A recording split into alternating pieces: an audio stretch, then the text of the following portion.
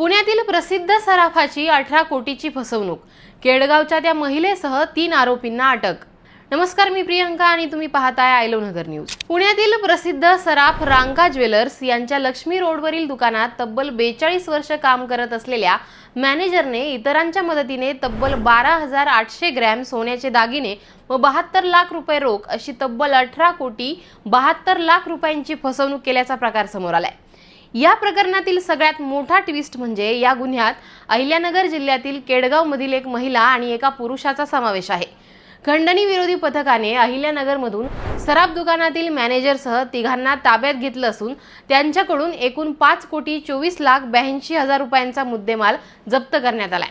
आता हा सगळा कट नेमका कसा रचला गेला, विश्वासातल्या मॅनेजरनेच मालकाला कसा दगा दिला आणि केडगावच्या या महिलेची या संपूर्ण कटामध्ये नेमकी काय भूमिका होती, हे सगळं आपण या सविस्तर रिपोर्टमधून जाणून घेऊयात। या प्रकरणात कोंढवा येथील प्रशांत कांतीलाल बर्मेचा, केडगावमधील रमाकांत महादेव पराळे आणि मधु उर्फ महेश्वरी रमाकांत पराळे यांना अटक करण्यात आली आहे। याबाबत श्रेयश अशोक रांका यांनी विश्रामबाग पोलीस ठाण्यामध्ये 23 एप्रिल 2026 ला फिर्याद दिली आहे। हा प्रकार 1 ऑक्टोबर 2025 ते 31 मार्च 2026 दरम्यान घडला आहे। आता नेमकं काय घडलं हे जाणून घेऊया।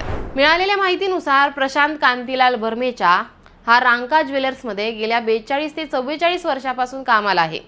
1992 मध्ये रांका यांनी लक्ष्मी रोडला दुकान सुरू केल्याने बर्मेचा याची तिथे बदली करण्यात आली।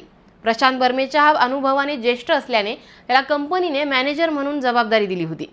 त्याच्या कामावर विश्वास ठेवून कंपनीने प्रशांत बर्मेचा याला सोने पुरवठादार व ग्राहक यांच्याकडून सोन्याचे दागिने खरेदी विक्रीची जबाबदारी दिली होती। मात्र मार्च 2026 मध्ये वार्षिक ऑडिट करताना, स्टॉक व्हेरिफिकेशन करताना या अनुभवी मॅनेजरचं भांडं फुटलं आणि ऑडिट करताना 12,800 ग्रॅम वजनाचे सोन्याचे दागिने व 72 लाख रुपयांचा हिशोबच लागला नाही।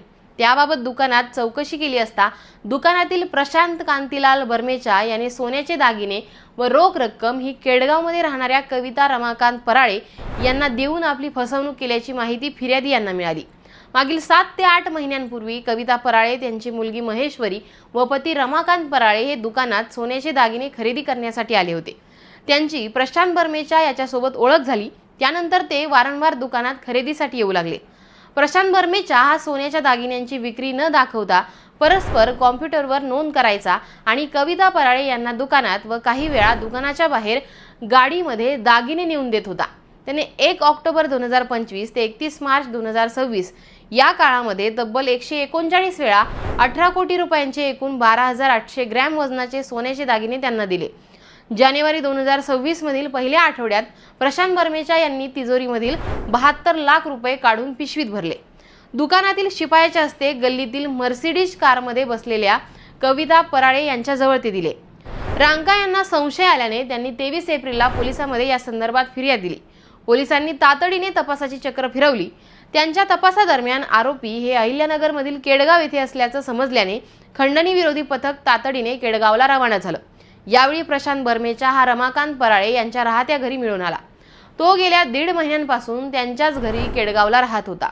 पोलिसांनी पराळे यांच्या घराची झडती घेतली असता त्याच्या घरात 3 कोटी 90 लाख 72 हजार रुपये किमतीचे 3 किलो 552 ग्रॅम सोन्याचे दागिने, 3 लाख 30 हजार रुपयांचा मोबाईल, 1 कोटी 30 लाख रुपयांची मर्सिडीज बेंज कार, 80 हजार रुपये रोख असा तब्बल 5 कोटी 24 लाख 82 हजार रुपयांचा मुद्देमाल आढळून आलाय।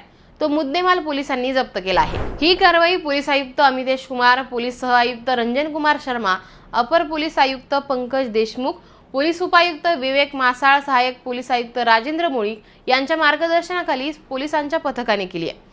आता या प्रकरणात केडगावमधील ज्या महिलेचा समावेश आहे तिचं नाव अनेकदा वेगवेगळ्या प्रकरणामध्ये चर्चेत आले।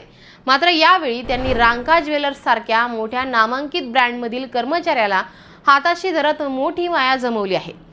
या प्रकरणी पोलिसांनी तिघांना अटक केली आहे। मात्र या व्यतिरिक्त अजून या प्रकरणात काय काय समोर येणार आहे हे पाहणं मात्र औत्सुक्याचं ठरणार आहे। या संपूर्ण प्रकरणाबद्दल तुम्हाला नेमकं काय वाटतं हे आम्हाला कमेंट करून सांगा आणि पाहत राहा आय लव्ह नगर न्यूज।